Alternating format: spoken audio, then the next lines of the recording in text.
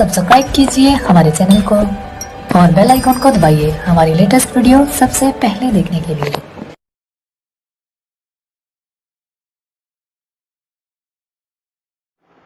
जैसा कि आज हम आपके कक्षा 10वीं की भूगोल का अध्याय 6 विनिर्माण उद्योग शुरुआत करेंगे। और इसका माने मैं इसका किताब का रीडिंग करवा चुका हूं और आप उसका लिंक डिस्क्रिप्शन में पा सकते हैं। मैं डिस्क्रिप्शन में पार्ट 1 का लिंक दे दूंगा और उसके माने उसके आप डिस्क्रिप्शन में जाएंगे तो और अगले का लिंक आप पा सकते हैं।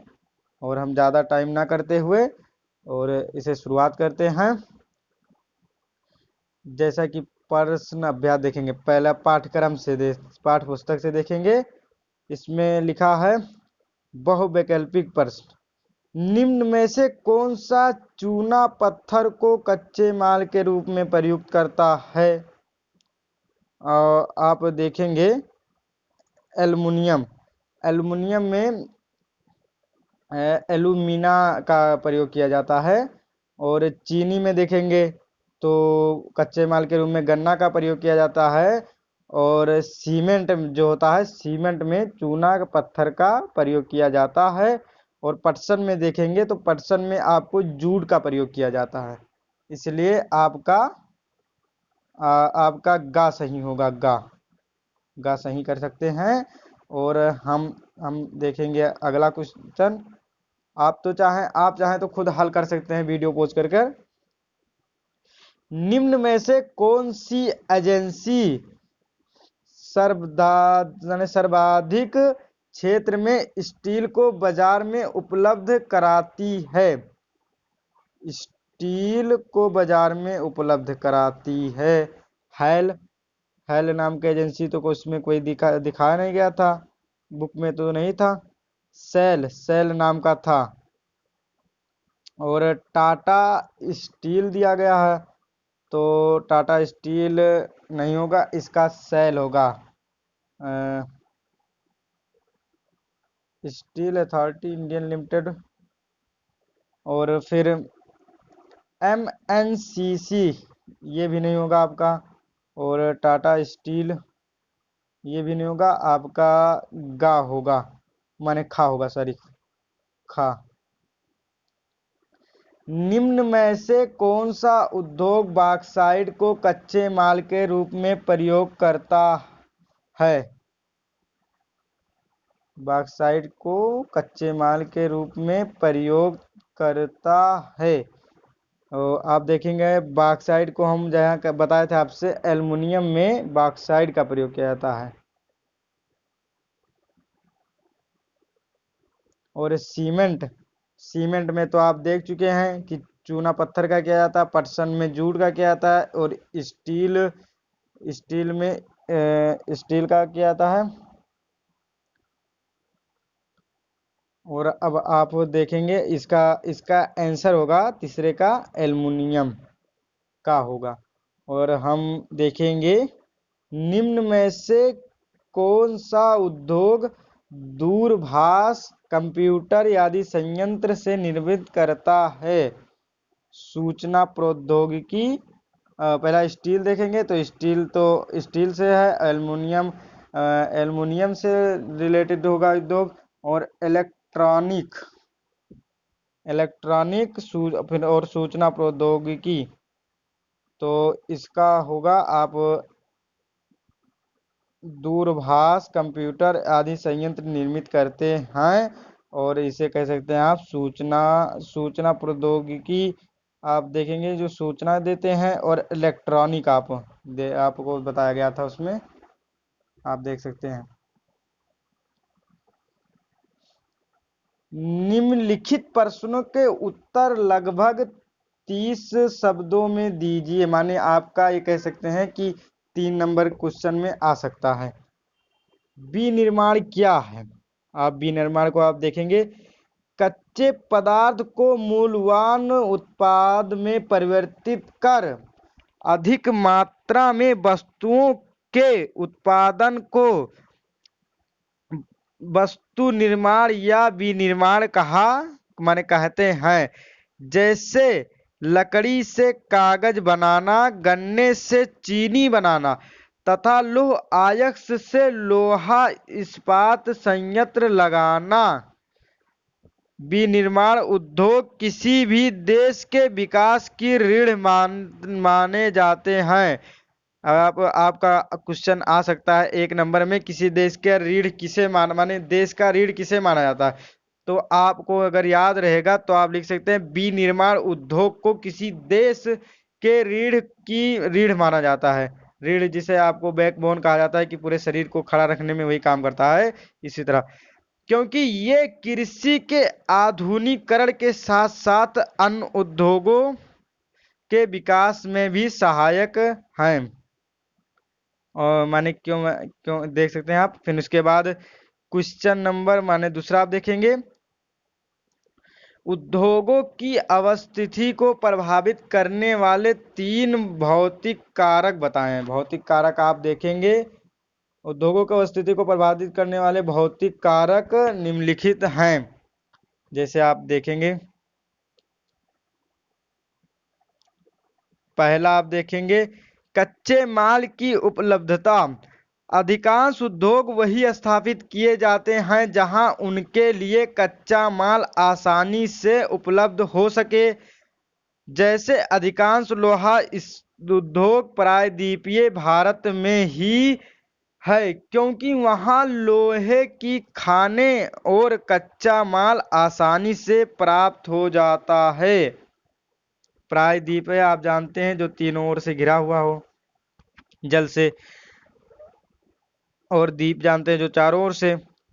और हम देखेंगे फिर दूसरा, शक्ति के विभिन्न साधन। जहां उद्योगों को चलाने के लिए शक्ति के विभिन्न साधन प्राप्त हो जाएं वहीं उद्योगों की स्थापना की जाती है। जैसे आप कह सकते हैं उद्योगों के विभिन्न साधन जैसे श्रम और पूंजी, ये 2 जरूरी हैं। और उसके बाद आप कह सकते हैं बाजार भी जरूरी है। और ये जेल लिख गया है, जल लिखना चाहिए। जल की सुलभता आप देखेंगे, विभिन्न उद्योगों के लिए जल की आवश्यकता होती है। जिन क्षेत्रों में जल सुलभता से प्राप्त होता है वह उद्योग स्थापित किए जाते हैं, माने वहां उद्योग स्थापित किए जाते हैं। जैसे पश्चिम बंगाल में जूट मिलें स्थापित, माने पटसन मिले का हो चाहे आप जूट मिले का हो, इसलिए स्थापित हैं क्योंकि वहां हुगली नदी से पानी मिल जाता है। आप लिख सकते हैं पश्चिम, अगर पूछा जाए कि पश्चिम बंगाल में क्यों जूट के मिले स्थापित हैं ज्यादा, तो आप लिख सकते हैं इसलिए क्योंकि वहां हुगली नदी से पानी मिल जाता है। और देखेंगे तीसरा, औद्योगिक अवस्थिति को प्रभावित करने वाले 3 मानवीय कारक बताइए। अब 3 मानवीय कारक निम्नलिखित हैं। अब देखेंगे पहला, सस्ते श्रमिकों की उपलब्धता। जहां विभिन्न उद्योगों में काम करने के लिए सस्ते श्रमिक उपलब्ध होते हैं वहां अधिकांश उद्योग स्थापित किए जाते हैं। फिर दूसरा देखेंगे, संचार एवं परिवहन के साधन। विभिन्न उद्योगों में कच्चा माल पहुंचाने तथा तैयार माल बाजार तक ले जाने के लिए संचार एवं परिवहन के अच्छे साधन जरूरी है। यहाँ ये साधन अच्छे होंगे, माने जहाँ ये साधन अच्छे होंगे वहाँ अधिकांश उद्योग लगाए जाते हैं। और आप संचार कह सकते हैं, जैसे टीवी पे आपका ऐड आता है कभी कभी साबुन का ऐड, ये सब वो भी जरूरी है माने उद्योग के लिए। और आप देखेंगे तीसरा, देखिए पूंजी व बैंक की सुविधाएं। विभिन्न उद्योगों को लगाने के लिए बड़ी पूंजी की आवश्यकता होती है। जिन क्षेत्रों में बैंकिंग सुविधाएं अच्छी होती हैं वहां अधिकांश उद्योग खोले जाते हैं। और अब हम चौथा क्वेश्चन देखेंगे। चौथा, आधारभूत उद्योग क्या है, उदाहरण देकर बताइए। वे उद्योग जो केवल अपने लिए ही महत्वपूर्ण नहीं है बल्कि बहुत से उद्योग इन उद्योगों पर निर्भर करते हैं, इसलिए ये महत्वपूर्ण हैं। ये उद्योग को आधारभूत उद्योग कहते हैं। आप आधारभूत उद्योग का डिफिनीशन देख सकते हैं। अब इसको उदाहरण, जैसे लोहा इस्पात उद्योग एक आधारभूत उद्योग है, क्योंकि अन्य सभी भारी, हल्के और मध्यम उद्योग इससे बनी मशीनरी पर निर्भर हैं। विभिन्न प्रकार के इंजीनियरिंग सामान, निर्माण सामग्री, रक्षा, चिकित्सा, टेलीफोन, वैज्ञानिक उपकरण और विभिन्न प्रकार की उपभोक्ता वस्तु के निर्माण के लिए इस्पात की आवश्यकता होती है। इस्पात की आवश्यकता देखेंगे, जैसे टेलीफोन माने रक्षा, चिकित्सा, टेलीफोन, वैज्ञानिक उपकरण और विभिन्न प्रकार की उपभोक्ता वस्तुओं के लिए। और अब हम देखेंगे तीसरा में क्या कह रहा है। पार्ट तीसरा माने तीसरा है ये। निम्नलिखित प्रश्नों के उत्तर 120 शब्दों में दीजिए। ये आपके 5 नंबर के क्वेश्चन आ सकते हैं बोर्ड में। पहला आप देखेंगे, संकलित इस्पात उद्योग मिनी इस्पात उद्योग कैसे भिन्न है, इस उद्योग की क्या समस्याएं हैं, किन सुधारों के अंतर्गत इसकी उत्पादन क्षमता बढ़ी है। आप देखेंगे उत्तर, लोहा तथा इस्पात उद्योग एक आधारभूत उद्योग है। ये दो प्रकार के होते हैं, माने संकलित उद्योग तथा मिनी इस्पात उद्योग। भारत में 10 मुख्य संकलित उद्योग तथा बहुत से छोटे इस्पात संयंत्र हैं। एक संकलित इस्पात संयंत्र बड़ा संयंत्र होता है, जिसमें कच्चे माल को एक स्थान पर एकत्रित करने के लिए इस्पात बनाने, उसे ढालने और उसे आकार देने तक की प्रत्येक क्रिया की जाती है। संयंत्र में देख लीजिए आप, मिनी इस्पात उद्योग छोटे संयंत्र हैं, जिनमें विद्युत भट्टी, रद्दी इस्पात, स्पंज आयरन का प्रयोग, इनमें रीरोलर्स होते हैं, जिनमें इस्पात सिल्लियों का इस्तेमाल किया जाता है। ये हल्के स्टील या निर्धारित अनुपात के मृदु व मिश्रित इस्पात उत्पादन करते हैं। लोहा इस्पात उद्योग के सामने कई समस्याएं रहीं, जैसे आप देखेंगे नीचे। पहला आप देखेंगे, पहला उच्च लागत तथा कोकिंग कोयले की सीमित उपलब्धता, आपको बुक में भी लिखा था। और दूसरा कम श्रमिक उत्पादकता, माने कम श्रमिक को मिलते हैं इसमें। ऊर्जा की अनियमित पूर्ति, माने पूर्ति बहुत कम होती है ऊर्जा के। और अविकसित अवसंरचना, माने संरचना भी विकसित नहीं रहता। इन समस्याओं को दूर करके उत्पादन क्षमता बढ़ाने के लिए कुछ सुधार करने की आवश्यकता है। निजी क्षेत्र में उद्यमियों के प्रयत्न से तथा उदारीकरण व प्रत्यक्ष विदेशी निवेश ने उद्योग को प्रोत्साहन दिया। इस्पात उद्योग को अधिक स्पर्धावान बनाने के लिए अनुसंधान और विकास संसाधनों को निर्यात करने की आवश्यकता है।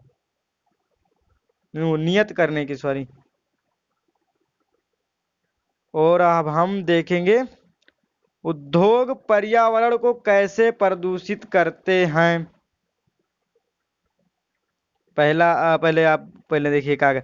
यद्यपि उत्तर देखेंगे, यद्यपि उद्योगों की भारतीय अर्थव्यवस्था की वृद्धि व विकास में महत्वपूर्ण भूमिका है,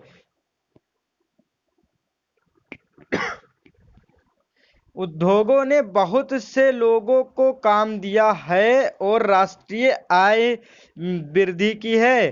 तथापि इनके द्वारा बढ़ते भूमि वायु, जल तथा पर्यावरण प्रदूषण को भी नकारा नहीं जा सकता। उद्योग 4 प्रकार के प्रदूषण के लिए उत्तरदायी हैं। पहला देखेंगे ध्वनि, जल, फिर भूमि, फिर ध्वनि। अब हम चारों प्रकार के प्रदूषण का डिफिनेशन और उसके बारे में जानेंगे। जैसा पहला आप देखेंगे वायु प्रदूषण, अधिक अनुपात में अनचाही गैसों की उपस्थिति जैसे सल्फर डाइऑक्साइड तथा कार्बन मोनोऑक्साइड वायु प्रदूषण के कारण हैं। रसायन व कागज उद्योग, ईंटों के भट्ठ, तेल शोधनशालाएं, परगलन उद्योग, जीवाश्म ईंधन दहन तथा छोटे बड़े कारखानों प्रदूषण के नियमों का उल्लंघन करते हुए धुआं निष्कासित करते हैं और इसका बहुत भयानक तथा दूरगामी प्रभाव हो सकता है। वायु प्रदूषण मानव स्वास्थ्य, पशुओं, पौधों, इमारतों तथा पूरे पर्यावरण पर दुष्प्रभाव डालते हैं। जैसे आप दिल्ली में 2020 के समय में था, आप देख सकते हैं, वो 2019 में आप जल प्रदूषण देखेंगे। उद्योगों द्वारा कार्बनिक तथा अकार्बनिक अपशिष्ट पदार्थों को नदी में छोड़ने से जल प्रदूषण फैलता है। जल प्रदूषण कैसे फैलता है आप लिख सकते हैं, कार्बनिक और अकार्बनिक। जल प्रदूषणों के मुख्य कारक कागज, लुगदी, रसायन, वस्त्र तथा रंगाई उद्योग, तेल शोधनशालाएं, चमड़ा उद्योग जो रंग, अपमार्जक, अम्ल, लवण तथा भारी धातुएं जैसे सीसा, पारा, उर्वरक, कार्बन तथा रबर सहित कृत्रिम रसायन जल में वाहित पनपने वाले जीव भी खतरे में पड़ जाते हैं। जैसे मछली भी मर जाती हैं और भी उसमें जो रहते हैं जीव।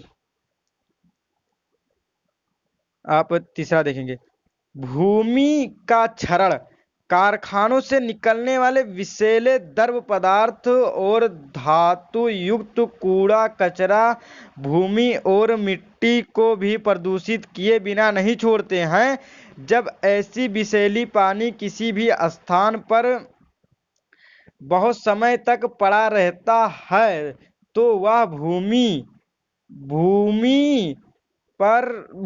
के क्षरण पर माने एक बड़ा कारण सिद्ध होता है। जैसे आप देखेंगे, अगर गांव साइड में आप रहते हो तो कहीं देखे होंगे जो गांव में नलिया के पानी जाता है, नाली में पानी, उसका नल का पानी, तो वहां देखेंगे वहां की मिट्टी से बदबू आने लगती है। वही कारण है कि जो सरफ वाली जल पानी जाती है उसी के कारण आप देख सकते हैं। और ध्वनि प्रदूषण हम देखेंगे, औद्योगिक तथा निर्माण कारखानों के उपकरण, जनरेटर, लकड़ी चीरने के कारखाने, गैस यांत्रिकी तथा विद्युत युक्त ड्रिल ध्वनि प्रदूषक फैलाते हैं। ध्वनि प्रदूषण से श्रवण अक्षमता माने सुनने की, हृदय गति, हार्ट बीट जिसे कहा जाता है, रक्तचाप ने होगा, ब्लड प्रेशर कहा जाता है इसे, हृदय गति इंग्लिश में कहा जाता है, रक्तचाप को हार्ट बीट कहा जाता है। सॉरी उल्टा बोल दिया, वो पहले वाले से ना। यदि बीमारियां फैलती हैं, उद्योग बस्तियों का पर्यावरण पर प्रभाव, औद्योगिक क्रांति के कारण गंदी औद्योगिक बस्तियों का निर्माण हो जाता है जिससे सारा इलाका एक गंदी बस्ती में बदल जाता है, चारों तरफ प्रदूषण फैल जाता है और कई प्रकार की महामारियां फैल जाती हैं।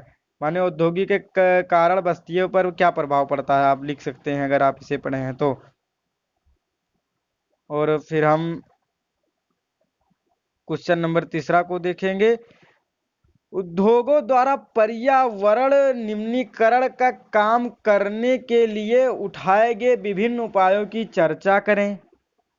उद्योगों द्वारा पर्यावरण निम्नीकरण को कम करने के लिए निम्नलिखित उपाय अपनाए गए हैं। जैसे आप देखेंगे, पहला, नदी व तालाबों में गर्म जल तथा अवशिष्ट पदार्थों को प्रवाहित करने से पहले उनका शोधन करना चाहिए, जिससे जल प्रदूषित ना हो।